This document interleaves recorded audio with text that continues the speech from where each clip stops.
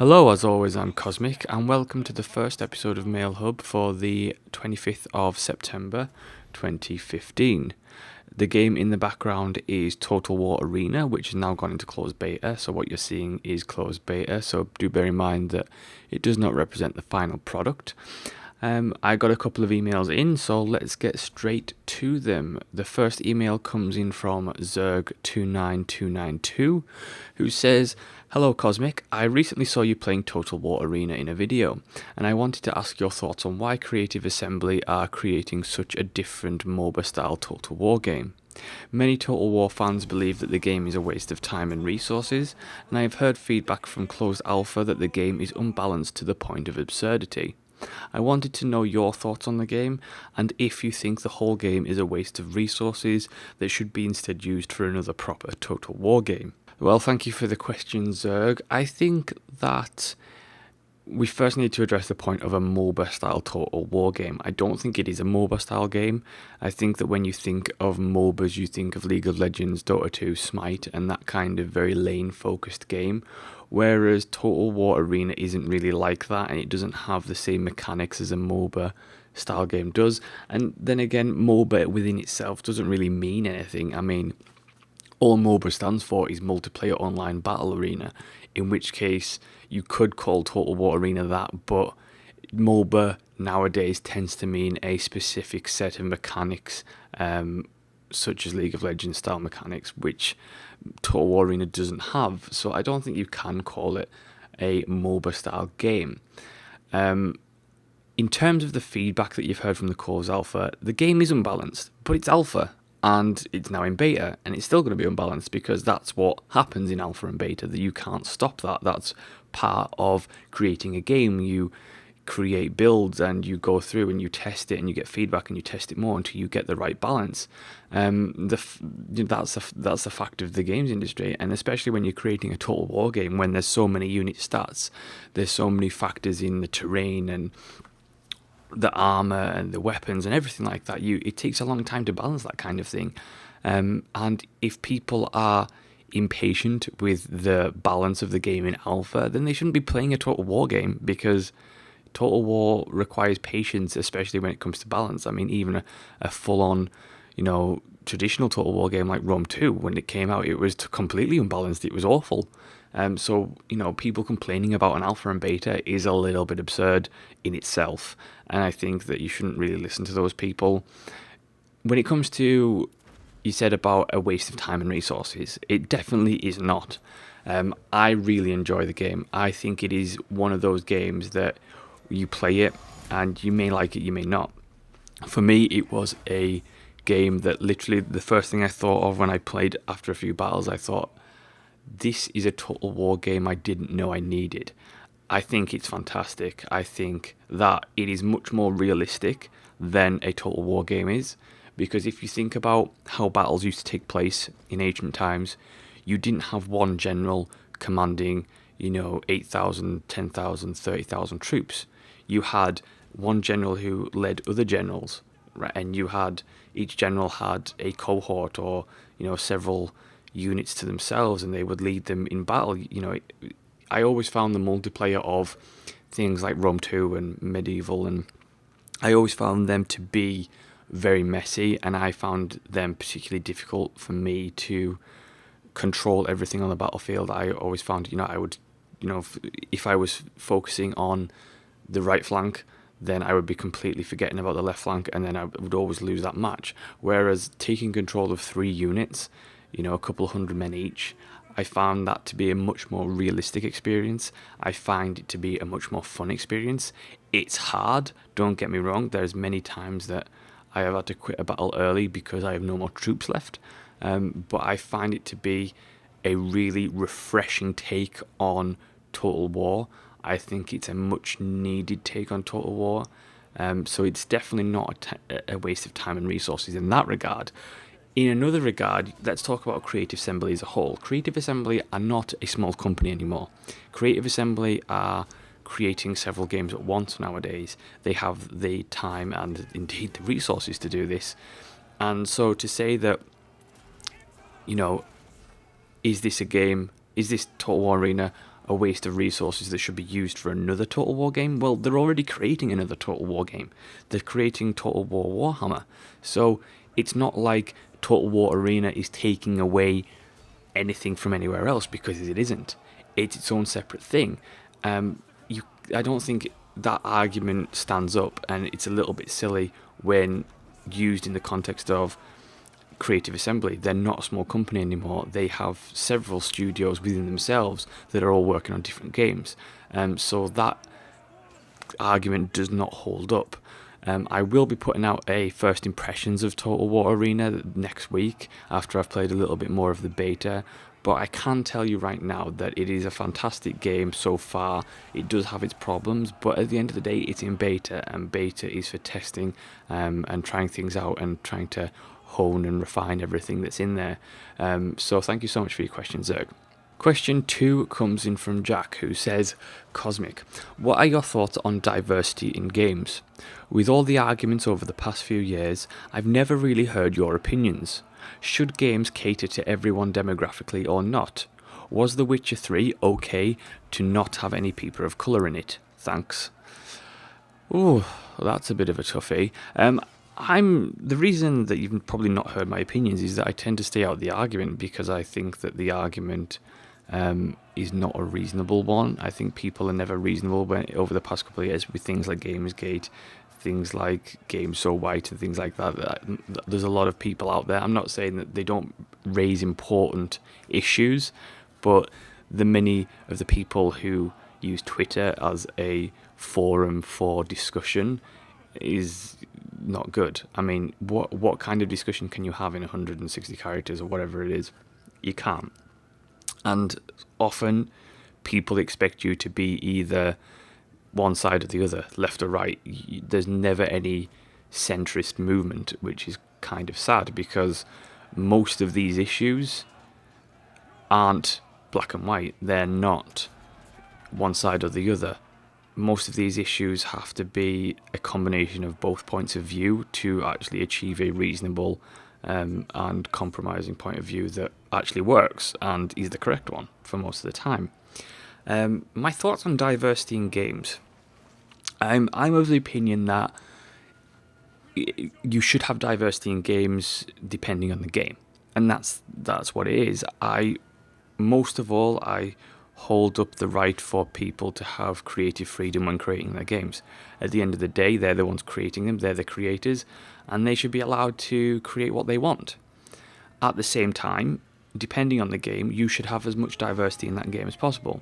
For example, if you're creating a game that has a set character, a set story, and does not have character creation or anything like that in any way, take of Drake's Uncharted, right, for the PlayStation. That game, you don't have any character creation in that game. That game has a set story, a set events, and you have no control over what goes on other than you're playing through as Drake, going through the story. That's fine. You don't need diversity in that particularly. Whereas a game where you are having a open world, you have character creation, you can create characters whatever you want, and it doesn't necessarily have a set story, I think you should be as diverse as possible, particularly in character creation. Character creation, if that is what you're choosing for your game, you should therefore open up enough options for everybody to feel represented within reason. And I think that's very important. That being said, just because a game has character creation does not mean that the storyline has to be diverse. As I say, the creative standpoints should be adhered to. Just because a game has character creation doesn't mean the story has to cater to everybody, because it doesn't. People want to tell a certain story, and that's fine, and that should be respected. The Witcher 3 that you mentioned specifically, was it okay not to have people of colour in? I have seen many arguments on this, and I kind of sit in the middle of it, because there's several factors in The Witcher 3 that I feel both sides never take into account, or if they do, they take one into account for the purposes of their argument. I think that look at the game, look at its history, look at what it's trying to say, look at its context. you have to look at these things. Now, for example, The Witcher 3 is based off a series of books. The Witcher books, which were written by a Polish author. Now, Poland is historically all white. So he wrote an all-white cast in his books. Saying that, there are characters and people of colour in The Witcher traditionally. There was one in The Witcher 1. Should there have been people of colour in The Witcher 3? Yes. Should there have been equal diversity in The Witcher 3? No.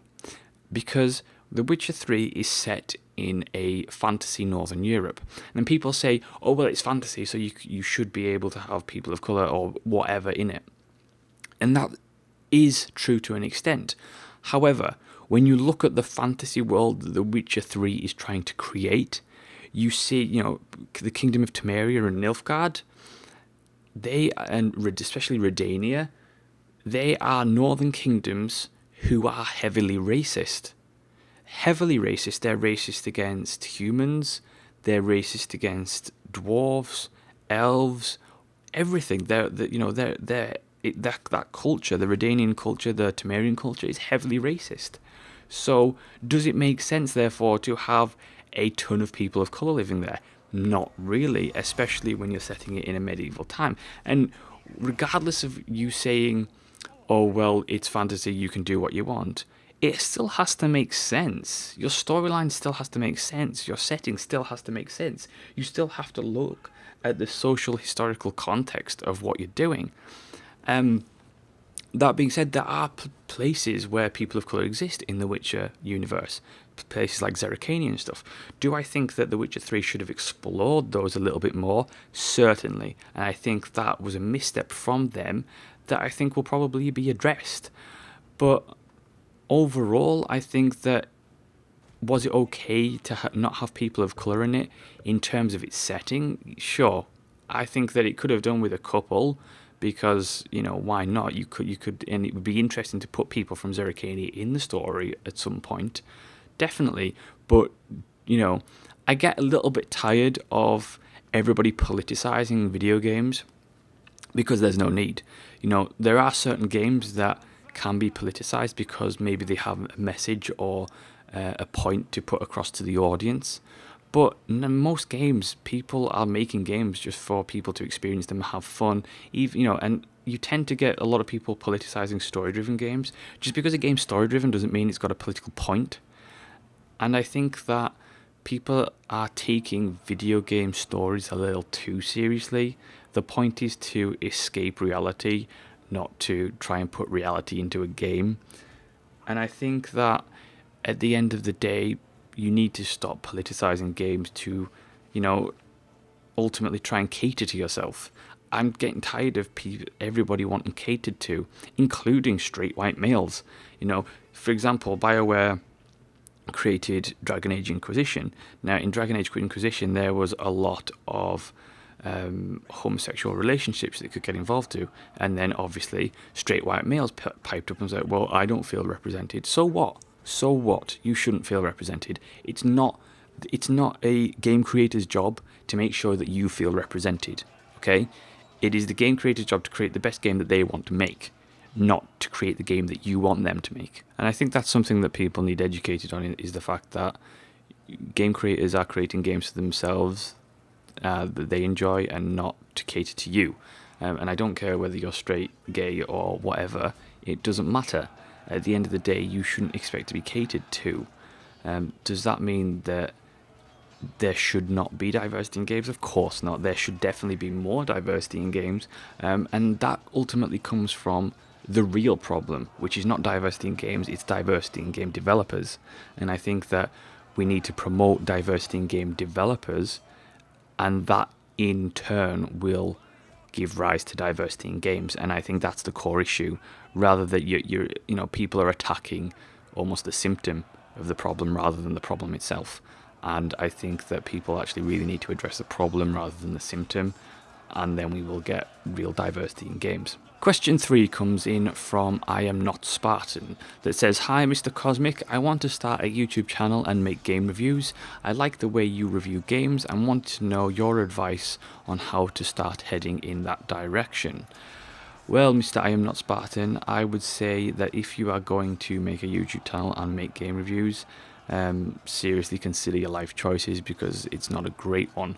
I think, truthfully though, if you really want to do it, you have to be passionate about it, okay? You have to take it seriously. You have to do it because you want to do it and not because you want to get famous, because you won't. And that's the truth of it. There's only a very small percentage of people that make it really big on YouTube, and that is, if you're going into it for that reason, then you're not going to succeed.